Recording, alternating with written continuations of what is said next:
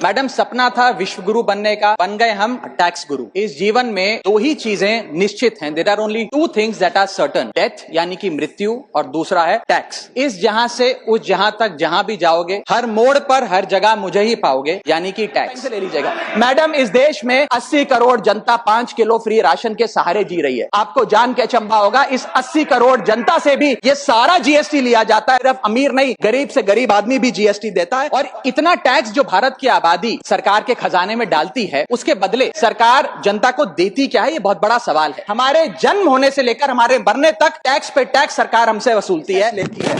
ये है life cycle of taxation model, कि इतना टैक्स देने के बाद सरकारें हमें देती क्या है। क्या ये टैक्सेस हमारी इकोनॉमी को बढ़ा रहे हैं या हमारी इकोनॉमी को खा रहे हैं? क्या इससे हमारी जिंदगी बेहतर हो रही है या हमारी जिंदगी बदतर हो रही है? इतने टैक्स लगाने की वजह से आज हमारी आमदनी घट रही है, इस वजह से खपत गिर रही है, कंजम्पशन गिर रही है, डिमांड नहीं बढ़ रही है और प्रोडक्शन गिर रही है। इस वजह से पूरा इकोनॉमिक साइकिल, जो हमारा इकोनॉमी का चक्का है, वो धीमा हो गया है। Tax to live, tax to die and tax everything in between. इस जीवन में दो ही चीजें निश्चित हैं। There are only two things that are certain, death यानी कि मृत्यु, और दूसरा है टैक्स। इस जहां से उस जहां तक जहां भी जाओगे, हर मोड़ पर हर जगह मुझे ही पाओगे, यानी कि टैक्स। मैडम, सपना था विश्व गुरु बनने का, बन गए हम tax Guru.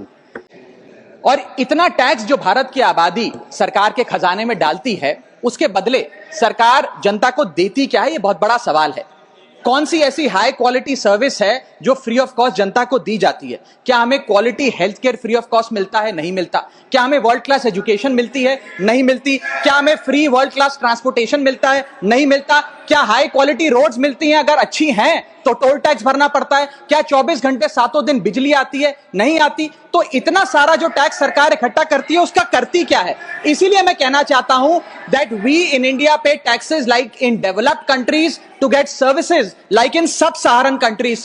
Madam, from the moment a child is born to the very moment his family mourns his death, the government is there at every step, not to help you, but to tax you. और आइए एक रोमांचक यात्रा पे चलते हैं। माननीय वित्त मंत्री जी हर बार मेरे सवालों का जवाब देते हुए मुझ पर तंज कसती हैं और कहती हैं कि शायद ये चार्टर्ड अकाउंटेंट नहीं है, इनकी डिग्री असली नहीं है, तमाम तरीके की बातें मेरे बारे में कहती हैं, निजी हमले करती हैं। मैं उनका बहुत सम्मान करता हूं, मेरे मन में उनके प्रति बहुत आदर है। ओहदे में, हैसियत में, उम्र में, अनुभव में बहुत बड़ी है मुझसे। लेकिन आज मैं इस सीए की डिग्री को किनारे करके सरल भाषा में आम आदमी की तरह इस देश के आम आदमी का दर्द आपके सामने रखना चाहता हूं कि कैसे हमारे जन्म होने से लेकर हमारे मरने तक टैक्स पे टैक्स सरकार हमसे वसूलती है। मैं आपके सामने जीवन के 8 चरण, 8 स्टेजेस ऑफ लाइफ रखना चाहता हूं। फर्स्ट स्टेज ऑफ लाइफ, जब इंसान पैदा होता है, that is the birth stage. बच्चे के पैदा होने से पहले, उसकी आंखें खुलने से पहले जो उसको वैक्सीन लगती है, उस पर 5% जीएसटी लगता है। जिस अस्पताल में बच्चा पैदा होता है, उस हॉस्पिटल के कमरे के चार्जेस पर अगर 5,000 रुपए से ज्यादा का कमरा हो तो 5% जीएसटी लगता है। बेबी केयर के आइटम्स पे 5% जीएसटी लगता है। और अगर उसके माता पिता बच्चे के पैदा होने पर मिठाई बांटे तो मिठाई पर 5% और चॉकलेट पर 18%, 28% जीएसटी लगता है। दूसरा चरण जीवन का इन्फेंसी और चाइल्डहुड, यानी कि बचपन। बचपन में बेबी फूड जो खरीदा जाता है उस पर 12 से 18% जीएसटी, डाइपर जो खरीदा जाता है उस पर 12% जीएसटी, बेबी स्ट्रोलर पे 5 से 12% जीएसटी, और जो खिलौने बच्चे को दिए जाते हैं उन खिलौनों पर भी 12% जीएसटी लिया जाता है। जब मुंडन होता है बच्चे का, पहला हेयर कट जिसे कहते हैं, उस हेयर कट की सर्विसेज पर भी 18% जीएसटी, और पहली बर्थडे पार्टी पर जो फोटोग्राफी होती है, फोटो खिंचवाई जाती है, उस फोटोग्राफी सर्विसेज पर भी 18% जीएसटी। यहां तक कि नामकरण की बर्थडे पार्टी जो की जाती है उस पर भी केटरिंग सर्विसेज से लेकर खान खान पर 18% जीएसटी सरकार वसूलती है। अब बच्चा स्कूल जाना शुरू करता है तो स्कूल जाने पर यूनिफॉर्म से लेकर जूतों, स्कूल बैग, लंच बॉक्स, सब पर जीएसटी लगता है। 12% जीएसटी नोटबुक पर लगता है, 18% जीएसटी स्टेशनरी आइटम पर लगता है। और उसके बाद अगर कोई एक्स्ट्रा करिकुलर एक्टिविटी बच्चे को करनी हो, कोई म्यूजिक क्लास करनी हो या फिर कोई स्पोर्ट्स कोचिंग की क्लास वो ले, उस पर भी 18% जीएसटी देना पड़ता है। प्राइवेट ट्यूशन ले तो उस पर भी जीएसटी, और पहली साइकिल जो बच्चा खरीदता है उस पर भी 12% जीएसटी देना पड़ता है। तीसरी अवस्था जीवन की, टीनेज ईयर्स, ये वो काल होता है जो सबसे मस्त मौला टाइम होता है जीवन का, बेहतरीन बेफिक्री का। इसमें बच्चा, यंग जवान लड़का लड़की अपना पहला स्मार्टफोन खरीदते हैं। उस स्मार्टफोन पर जीएसटी लगता है, अगर महंगा हो, विदेशी हो तो इंपोर्ट ड्यूटी भी लगती है। फिर वो अपना फोन रिचार्ज कराता है, उस पर जीएसटी लगते हैं। ब्रॉडबैंड इंटरनेट का कनेक्शन लेता है, उस पर जीएसटी लगता है। नेटफ्लिक्स, स्पॉटिफाई या वीडियो गेम की सब्सक्रिप्शन लेता है, उस पर भी जीएसटी देना पड़ता है। और अगर अपने दोस्तों के साथ पिक्चर देखने बाहर जाए तो पिक्चर की टिकट पर जीएसटी, एंटरटेनमेंट टैक्स और पॉपकॉर्न पर भी जीएसटी अब लगने लग गया है। तो तमाम तरीके के सॉल्टेड कैरेमल पॉपकॉर्न पर भी सरकार आपसे जीएसटी वसूलती है। इस बीच जब आप 18 साल के होते हैं और पहली बाइक या पहला स्कूटर खरीदते हैं, उस बाइक और स्कूटर पर आपसे जीएसटी लिया जाता है, व्हीकल इंश्योरेंस पर जीएसटी लिया जाता है और उसके बाद रजिस्ट्रेशन टैक्स और रोड टैक्स के नाम पर भी पैसा लिया जाता है। जीवन की चौथी अवस्था, fourth stage of life, higher education की। इस हायर एजुकेशन की अवस्था में आप यदि प्राइवेट कॉलेज में पढ़ रहे हैं तो प्राइवेट कॉलेज की ट्यूशन फी पर जीएसटी लगता है। हॉस्टल में रह रहे हैं या पीजी का रेंट भर रहे हैं तो उस पर जीएसटी लगता है। स्टूडेंट लोन की प्रोसेसिंग फी पर जीएसटी लगता है। किताबों से लेकर लैपटॉप तक जीएसटी लगता है। और अगर माता पिता संपन्न हैं और बच्चे को विदेश भेजते हैं पढ़ने के लिए तो फॉरेन रेमिटेंस पर टैक्स कलेक्टेड एट सोर्स सरकार लागू करती है। अब आते हैं पांचवी अवस्था पे, जब वो अपना करियर शुरू करता है। ये वो एज है जिसे मैं golden age of direct taxes कहूंगा।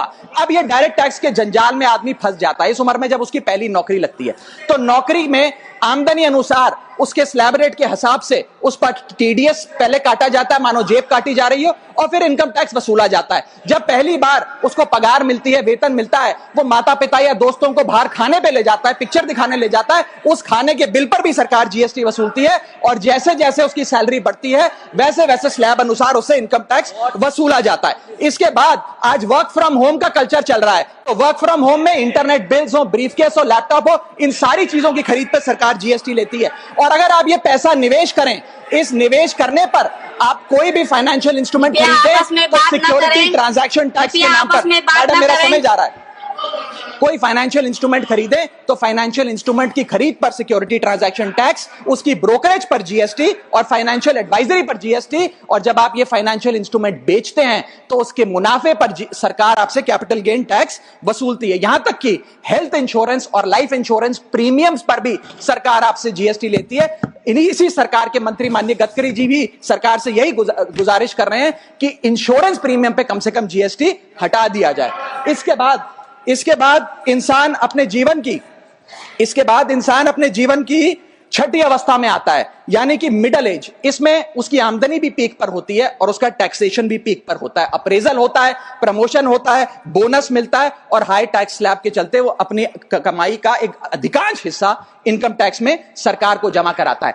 इस दौर में इंसान गाड़ी खरीदता है, घर बनाता है। जब गाड़ी खरीदता है तो जीएसटी देता है, रोड टैक्स भरता है, व्हीकल इंश्योरेंस पर जीएसटी भरता है। और जब गाड़ी लेकर शोरूम से निकलता है तो पेट्रोल डीजल पर वैट, सेस और एक्साइज ड्यूटी के नाम पर पैसा भरता है। जब सड़क पर गाड़ी चलाता है तो टोल टैक्स भरता है। फिर वो अपना घर भी खरीदता है, जमीन खरीदता है। जब जमीन खरीदता है तो स्टैंप ड्यूटी फीस सरकार को देता है।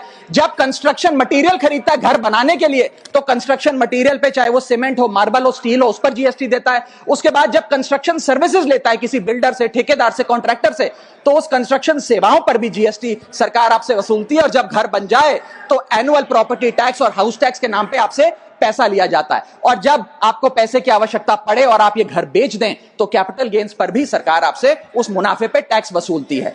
और इस बीच शादी तो रह ही गई, फिर इंसान शादी करता है, इस बीच तो बैंक्वेट हॉल बुक करता है, उस बैंक्वेट हॉल की बुकिंग पे टैक्स भरता है। शामियाना, खाना, केटरिंग सर्विसेज लेता है, उस पर जीएसटी भरता है। ज्वेलरी खरीदता है, उस पर जीएसटी भरता है। कपड़ा, शेरवानी सिलवाता है, कुर्ता पजामा, सूट पैंट, उस पर जीएसटी भरता है। यहां तक कि वेडिंग इनविटेशन से लेकर, ब्राइडल मेकअप से लेकर, हनीमून के ट्रैवल तक हर चीज पर सरकार आपसे जीएसटी वसूलती है। सातवीं अवस्था सरकार जीवन की, वो है रिटायरमेंट। इस फेज में इंसान चाहता है आरामदायक जीवन जिया जाए, जो जीवन में कमाया उस कमाई के सहारे उसकी इंटरेस्ट पर, पेंशन पर जिया जाए। लेकिन इस अवस्था में भी सरकार पेंशन और इंटरेस्ट इनकम पे आपसे टैक्स लेती है। बूढ़ा हो जाता है, दवाई इलाज की जरूरत पड़ती है तो हेल्थ केयर बिल पर, दवाइयों पर आपसे जीएसटी लिया जाता है। लाइफ इंश्योरेंस और हेल्थ इंश्योरेंस प्रीमियम पर तो जीएसटी लेती है। और इस दौर में वो अपनी वसीयत लिखता है, फैमिली विल। उस फैमिली विल पर जो लीगल फीस देता है उस लीगल फीस पर भी उसे जीएसटी देना पड़ता है और स्टैंप ड्यूटी देनी पड़ती है। और 8वीं जीवन की अवस्था यानी कि जीवन की समाप्ति, जब उसका स्वर्गवास हो जाता है, उसके जीवन का अंत हो जाता है, यहां भी सरकारें उसका साथ नहीं छोड़ती, यहां पर भी सरकारें उस पर टैक्स लगाती हैं। जब कोई इंसान मरता है तो उसके अंतिम संस्कार में देसी घी, चंदन वुड, नारियल, इत्तर जैसा सामान इस्तेमाल होता है, उस पर भी जीएसटी लगता है। और जब उसके मरने के उपरांत अखबार में ऑबिचरी की इश्तेहार छपाया जाता है, उस पब्लिकेशन ऑफ ऑबिचरी न्यूज़पेपर पर भी 5% सरकार जीएसटी लेती है। और मरने के बाद जब प्रॉपर्टी उसके बच्चों को या परिवार वालों को दी जाती है, उस म्यूटेशन पर भी सरकार आपसे ड्यूटी सेस लेती है।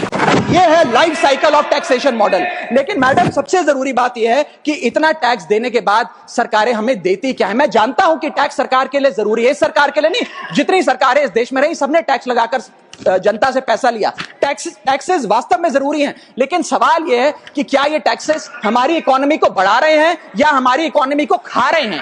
क्या इससे हमारी जिंदगी बेहतर हो रही है या हमारी जिंदगी बदतर हो रही है? इतने टैक्स लगाने की वजह से आज हमारी आमदनी घट रही है, इस वजह से खपत गिर रही है, कंजम्पशन गिर रही है, डिमांड नहीं बढ़ रही है और प्रोडक्शन गिर रही है। इस वजह से पूरा इकोनॉमिक साइकिल, जो हमारा इकोनॉमी का चक्का है, वो धीमा हो गया है। मैडम, इस देश में, बस समाप्त कर रहा हूं, इस देश में मैं मेरी पार्टी के टाइम से आप ले लीजिएगा, मेरी पार्टी के टाइम से ले लीजिएगा। मैडम, इस देश में 80 करोड़ जनता 5 किलो फ्री राशन के सहारे जी रही है। आपको जान के अचंभा होगा, इस 80 करोड़ जनता से भी ये सारा जीएसटी लिया जाता है, दिन प्रतिदिन लिया जाता है, जो आज मैंने पढ़ के सुनाया। सिर्फ अमीर नहीं, गरीब से गरीब आदमी भी जीएसटी देता है। और अंत में मैं बस इतना ही कहना चाहूंगा कि क्योंकि इतना टैक्स लगा कर सरकारें जनता का खून चूसती हैं, उस वजह से आज एफएमसीजी की सेल्स घट रही हैं, एफएमसीजी के स्टॉक गिर रहे हैं, कंजम्पशन डाउन हो रही है, नई गाड़ियों की सेल श्रिंक कर रही है, तमाम तरीके की जितनी भी न्यू परचेजेस होती हैं उसमें मंदी देखी जा रही है। सरकार को जीएसटी कम करना चाहिए, कम करेंगे तो जनता की जेब में पैसा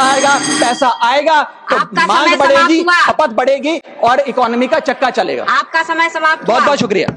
नेशनल दस्तक की आपसे गुजारिश है कि अगर इसको बचाना चाहते हैं तो नेशनल दस्तक को सब्सक्राइब करने के लिए रेड कलर के सब्सक्राइब बटन को दबाएं, फिर बेल आइकन की घंटी दबाएं। नेशनल दस्तक को बचाने के लिए बहुत जरूरी है कि हर खबर को शेयर करें, लाइक करें, कमेंट जरूर करें।